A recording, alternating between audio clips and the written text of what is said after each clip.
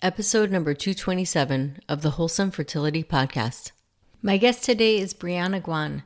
BreAnna is a licensed naturopathic physician specializing in women's hormone health. Her health journey began after going off the pill and losing her menstrual cycle for 6 years.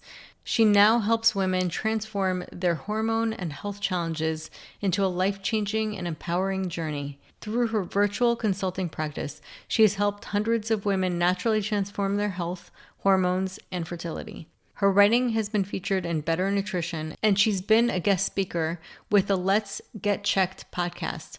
She has introduced medical professionals to the current science of botanical medicine fertility disorders. Welcome to the Wholesome Fertility Podcast. I'm Michelle, a fertility acupuncturist here to provide you with resources on how to create a wholesome approach to your fertility journey.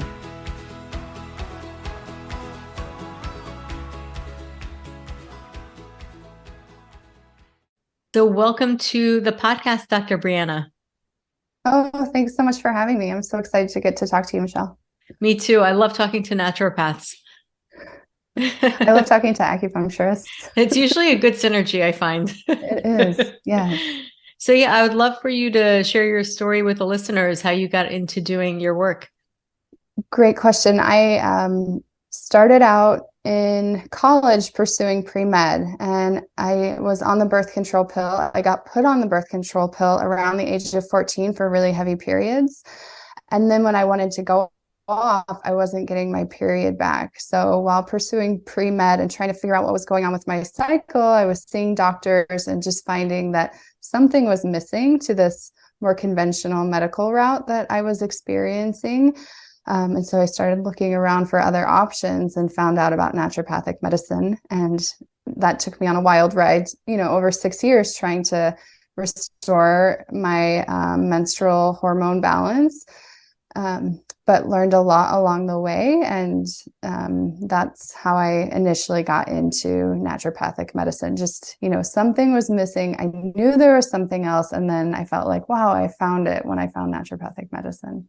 Interesting. We kind of have, similar paths. I didn't go into pre-med. I was actually an architect, but similar in the sense that I was given the birth control pill to fix my irregular menstrual cycles. I wouldn't get my period for 3 months in a row. And the listeners, most of them know my story already, but basically I would go to doctor after doctor and get the same prescription, which is the birth control pill. And I knew from the beginning, from the first time I was given that at age 17, I was like, something doesn't feel right with this. This just doesn't seem like, because I was like, I thought I was going to get a cure. That's my young teenage mind. I'm actually going to come here and get a solution for my physical problems. And I wasn't really given a solution that is permanent. It was just like, well, you're going to be fine when you're taking this, but when you get off, it's not going to be the case. But so many women, probably even listening to this, get on the birth control pill and go on for years and years and years and are told before they even get on. It's crazy to me, but they get told that nothing's going to happen. Like they're going to get off and they're going to get their period, or they can get right into having kids. And that is not the case. And we just talked really briefly on the pre-talk about how I see so many cases in my own practice of women coming in and getting on their birth control pill. And actually, I even see it on TV on a reality shows. I saw something about a woman getting on the birth control pill and then getting off and not getting her period. And it saddens me because so many people think, oh, well, I must be infertile or something's wrong. And they don't realize that there is a solution out there. They think that that's just the way it's going to be. And there's nothing they can do about it. Right. Yeah. It's like, we'll deal with it later, but you're missing all this opportunity of having a harmonious menstrual cycle for all those years, like years of missing out on ovulation and, robust estrogen levels and progesterone that's nourishing for your brain. So you go through all this time, I think, missing out on one of the, really amazing things about being a woman, and getting to experience that. And then plus the side effects and potential obstacles to getting pregnant on the other side. The problems could still be there, or they could be worse. Like you're just, it's like the fire alarm is going off, but you just turn it off, but you didn't address the fire underneath. And so, there's still imbalances. So I feel like on so many levels, it's misleading. Oh, big time. And so what did you do to help yourself? Like, how did you figure it out? I'm sure there were so many things that you did, but name a few so that just people going through the same thing at least can hear, because I think it's valuable information. Yeah, there were, 6 years then being immersed into this natural health bubble of going to Bastyr University with all those people there. So I did, everything in the acupuncture, herbs. I personally feel like a couple of things really stood out at the end that led to that transition. So one was eliminating gluten from my diet. I don't think that that's a cure-all for every woman, but I think for me that had been like a long-standing issue that was never, recognized. The other thing was including more animal products in my diet. Mm-hmm. And then I think the big kicker that was necessary for the whole journey was realizing that I am my best own advocate for my health. I am the overseer of this ship, and like stepping into that power position in my health. I think that was what was needed for the real healing to come forward. So all of those things happened. I tried a lot of stuff. I think it was all valuable. And I think that's the beauty of working with clients is when they're open to starting on a journey and they're like, I'm here for the learning, I want to grow, then they can go through all these layers and develop. And I feel like it was a 6-year journey going through all the layers for healing. But that final piece, I think, is so important, that we all just sort of have this place of power in our health and see that we're our best own advocate. We can navigate, we can figure out what we need and take responsibility. So that was, I think, the most important part. I think that is so important. And it's such a great point that you bring up, because a lot of people think that they don't have the credentials to advocate for themselves. And it really, even with all my knowledge, and when I see patients telling me that something, they don't feel right with like certain needles and certain points or certain things to do, I listen to them.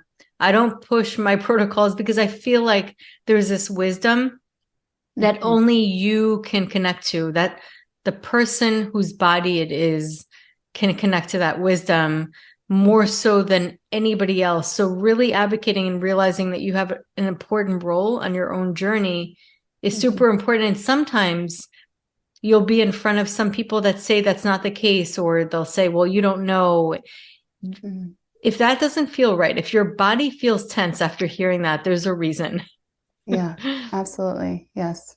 Yeah, there's so much wisdom. And so, to tap into the wisdom of your menstrual cycle and make adjustments to your living, or know which foods are really nourishing for you. If you go through one of these health journeys, then on the other side, you know how to take care of yourself. And isn't that like one of the best gifts that you could ever receive, is just to know how to be connected and feel your body. I've had these amazing clients who are like, oh, that doesn't feel right for me. And it's so awesome to have that level of clarity. We have to all start somewhere, right? And it's just subtly noticing and being, instead of like plowing through or ignoring, just to slowly make more connections with ourselves and mind, spirit, and body, right? Yeah, without a doubt. And you had mentioned also going gluten-free, and are you celiac, or is it just a sensitivity? I don't know, Michelle. I've never gotten tested, but I know that I cannot tolerate it. Sometimes if I have a little bit, I'll be fine. But if I start to just continue to use it, it impacts my mood and my energy. And so I just really avoid it and haven't gotten tested. Interesting, because I too am gluten-free, and I've never really gotten tested either. But But I tested my daughter, who I suspected was sensitive to gluten, because her lips would peel. She gets inflammation. I can see it in her skin.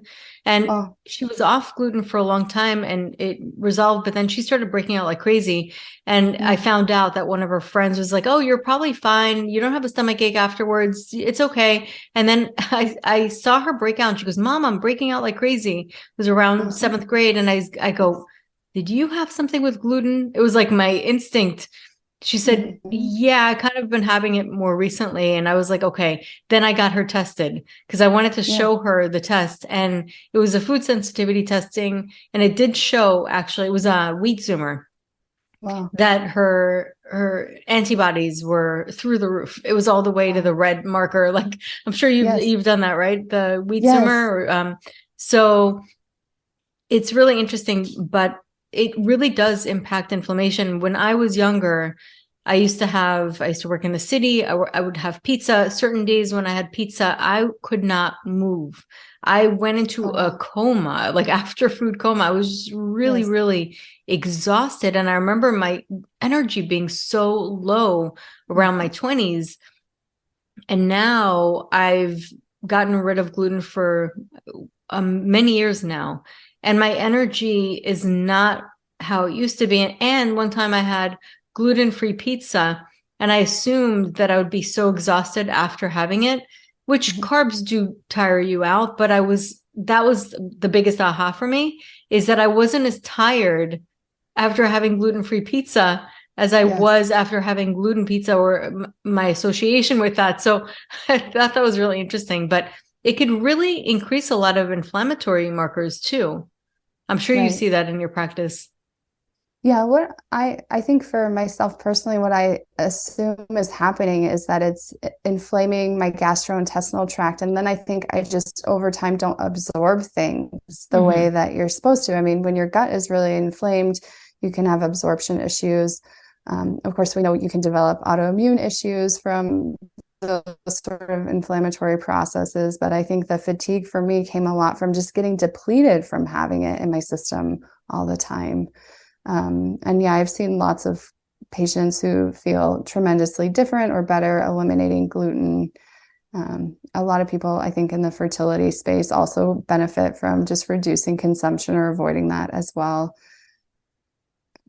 Yeah. And what's your perspective on why people, after going on the pill for so long and then getting off, what happens in the body that causes their periods to just not come back? Because not everybody responds like that.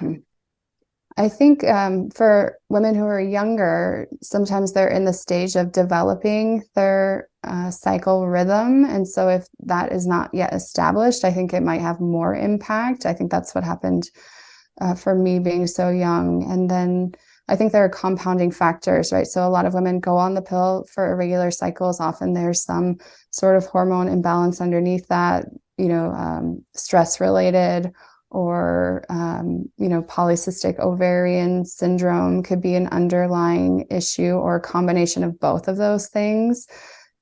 Also, I think a lot of women of my generation had like a lot of things and issues around diet. Right. I think those things are becoming less common, but like in the 90s, every, mannequin in the store was like a pencil sized, right?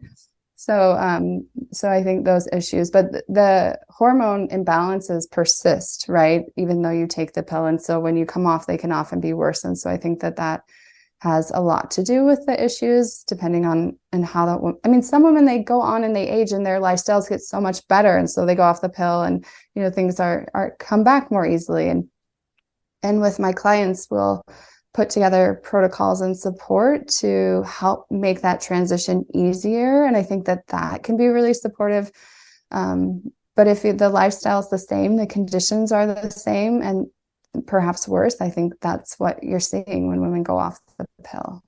But also, the pill can cause some nutritional deficiencies as well. Absolutely. For many, many years. I know B vitamins, right? People start to get more depleted. Yes.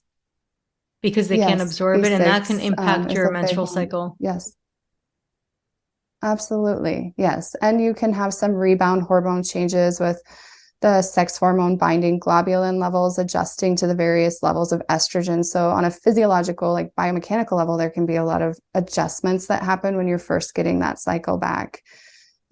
So that 3-month mark, sometimes women will like all of a sudden have acne explode, or they'll get a few bleeds and then it will disappear. So they can have symptoms that were never there before, like PCOS, like symptoms that like I never had acne, and now all of a sudden I'm off the pill and I'm having acne. Right, which is called post-pill PCOS. Yes, absolutely. Yeah. And there's also brain changes. I haven't dove into this research in a huge way, but they're seeing that brain structures change while you're on the pill, and more so if you started earlier. And those changes are impacting women's decision making, their like ability to take risk, and their ability to manage stress and their coping mechanisms. So we're also seeing brain changes. Nobody talks about like, oh, if you take this pill, your brain might be altered for your life and your ability to adapt to stress or make decisions. I mean, that's the prime of your life. You don't want to have altered decision making. So yeah, I think there are a lot of significant things that are happening with the pill. Actually, I also remember hearing that it can cause you to have, I'm not sure exactly how it does. It influences the scent that a woman has towards men, or where she becomes attracted to the wrong men, if that makes sense, because its pheromones are really important actually for compatibility, or for knowing you're the person that's really compatible for you. And yes, that sense for the pheromones changes and sees different kind of men like attractive versus what it would naturally be. Exactly. Yes. Yeah. You're more attracted to someone who's similar to you. So for reproductive advantage, it's favorable to have a mate who's very different than you, but you end up being attracted to someone more similar to you in terms of your genetics. So that's, not favorable. And so if you're on the pill picking your mate, it's impacting you. And scent does a lot to drive us. I also, Michelle, personally, when I'm in my ovulatory phase, I have a higher libido, right? That's expected. And I want to have babies like when I'm ovulating, like it's on my mind, even though I already have enough, I still like have this like little voice that's like, oh, it'd be so great to have another baby. And so with fertility and population, levels, I think you lose that drive, that hormone ovulatory peak to want to procreate, right? And so I think you might be okay delaying it a little bit more, whereas I just think all of those innate hormone messages that we have, and just, the wisdom of our body speaking to us is, I think that's reduced. I'm not saying it's impossible, but I think there's some adjustments. I know some women are on the pill and they want to have babies, and I don't think that's the whole story, but I think it could be impactful. I think we forget how hormones can make such a difference and how they're like little programmers. And we think that just because scientists can alter and change and fix it, and just because those therapies are available to us, they should be fine, but that's not the case. And I think that that's why it's important to self-advocate and really utilize our own logic. I mean, I know at the time when I went to the doctor the first time, I didn't know anything about medicine, but I knew logically what he was telling me didn't make sense. And I think it's important to still use that logic, like you said before, really use that internal wisdom of what feels right for you. Yeah, absolutely. I think so too. Yeah. So what are some of the ways that somebody can really get themselves back to hormonal balance? I know it's obviously different for each person, but there is like more or less a general type of lifestyle that can cause us to be imbalanced versus one that can cause us to feel more balanced, whether it's like the foods that we choose or really connecting to that. or even doing some testing or food sensitivity or a journal? Like, what are some of the things that you've seen or some of the protocols that you use that can help women adjust better? Mhm.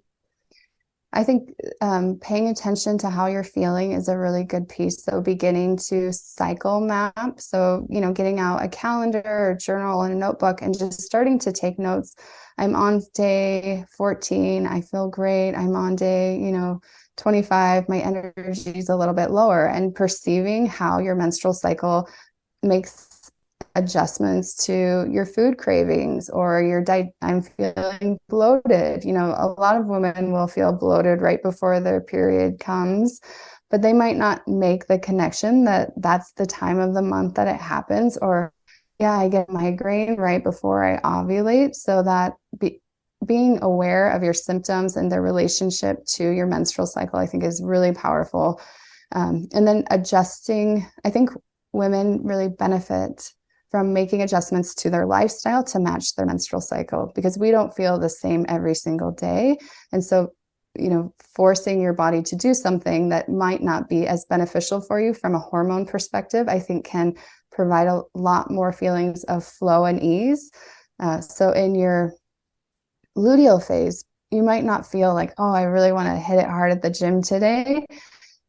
It might feel better to do a really rhythmic walk to help restore that feeling of flow and relaxation, to bring down any tension versus really pushing it. That flow sort of rhythm could feel really nice. So being open and curious about what feels good at the time, instead of just saying, no, I'm set up for, this workout schedule. This is the food I eat, but being, open to those adjustments. I think sleep is really important and often under-recognized as being important. So, really aiming for 8+ hours of sleep and going to bed at a regular time, trying to get up at a regular time can be really beneficial. I think building muscle and being physically active helps balance hormones, helps manage stress, helps you feel good and energized, impacts gut health, impacts mood. And so without that, I think we can see a lot of hormone changes, with a muscle as medicine, muscle for longevity. But then you don't want to overdo it, right? Right. Too much exercise can really disrupt your hormones, impact fertility, and be a stressor to your system versus a really great benefit. And I think generally women aren't getting enough protein in their diets. Mm-hmm.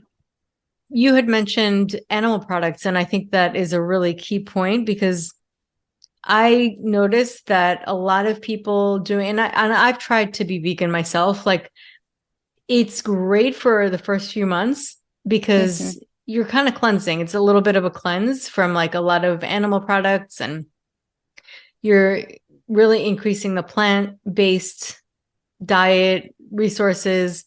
So sometimes it's good for a little bit, but then longer, I start to see gut issues, like really loose stool. And I see also depletion, like people getting more depleted. And it is a very difficult thing to combine with fertility health. Like, that's just what I've noticed. I try to make, I guess, suggestions of how to go around it, or at least there are certain foods that might be able to help out or kind of balance out, but there are certain nutrients that you just cannot get other than animal products. I absolutely agree. Yeah, I've tried to be vegan in the past, and I see people who are not consuming much animal products in my practice feeling depressed, feeling fatigued, having a lot of irregular eating behaviors, food cravings, and because their nutritional needs usually are not being met in a full way. So for protein needs, I think women need a lot of protein, and 30 plus grams per meal, for example, right? And it's very challenging to get that on a plant-based diet unless you're really working towards that. And that's a lot of food. And so if you're not meeting those nutritional needs, you're going to be losing muscle mass, right? Because you can't maintain the muscle that you need without enough protein. And then if your muscle mass is declining, then your insulin sensitivity is going to be reduced. Then you're more likely to have higher insulin levels. You're more likely to have more testosterone around and have irregular cycles, be eating, more food all the time, trying to make up for those nutritional needs. And that's not accounting for, vitamins A, D, K, which are so important for maternal health and newborn health. I just love learning about how important those animal foods are for the health of our collective society in terms of bone structure, brain health, immunity. And you can't replace those things with plant foods. They're just not as active or as physiologically compatible for like jaw structure, right? For teeth, I want my kids to have strong teeth, that they don't have cavities, and good immune systems, strong eyes, good stature, and all of those things a lot come from those animal nutrition. So especially important for a pregnant woman. Also iron levels. When you take iron directly, it can actually be toxic if the body's not able to assimilate it.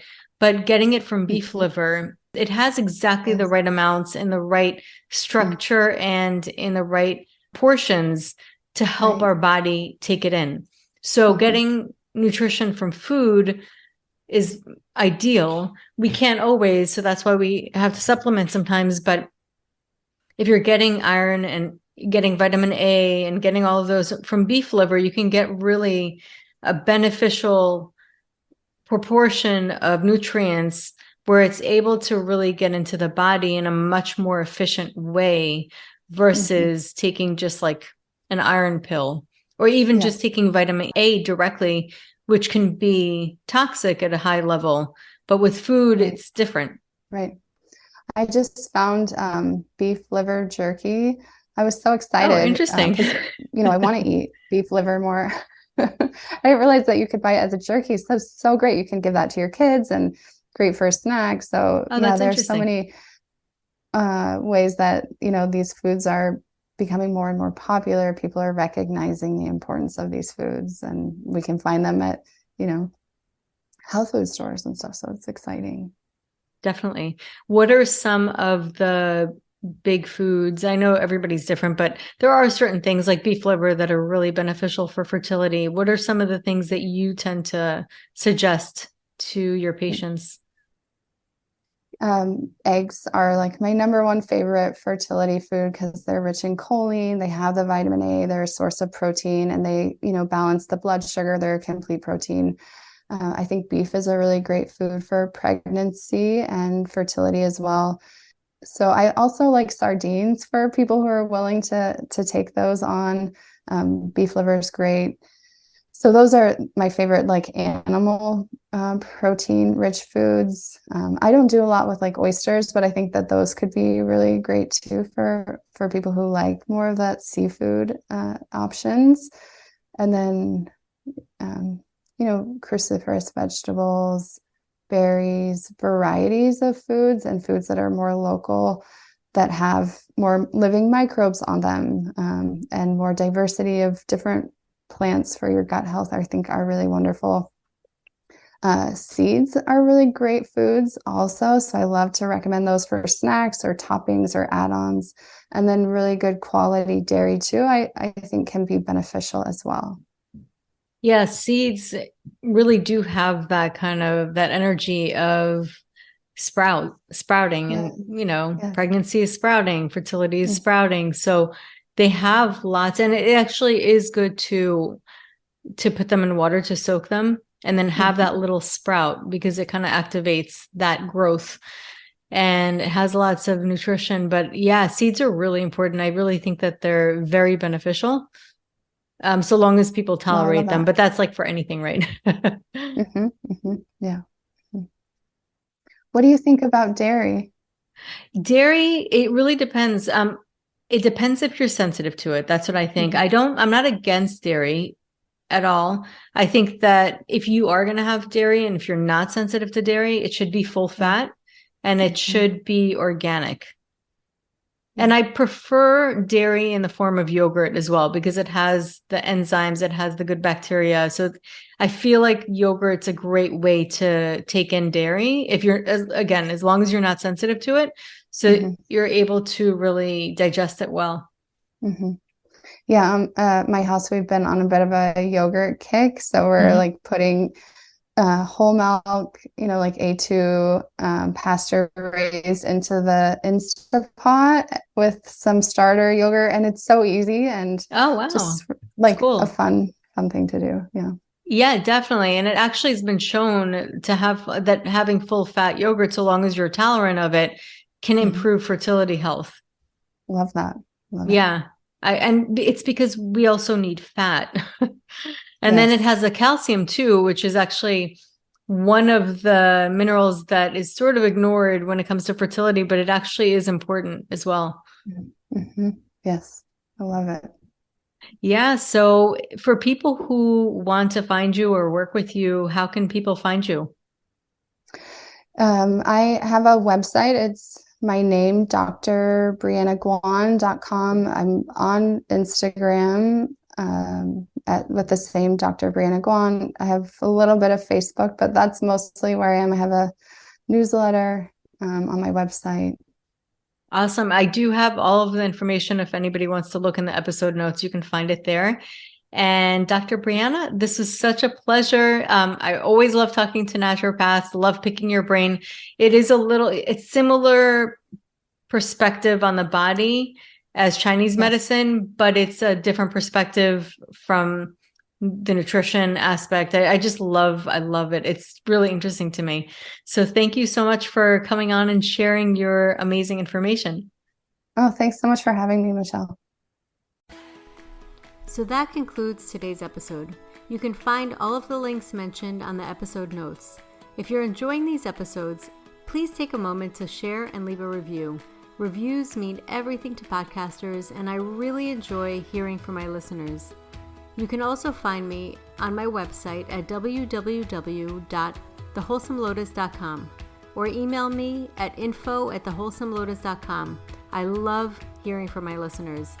If you're interested and want updates as well as a free ebook on my top 10 fertility boosting habits, you can visit my fertility page on www.thewholesomelotus.com. I thank you so much for listening in and hope that you have a beautiful day.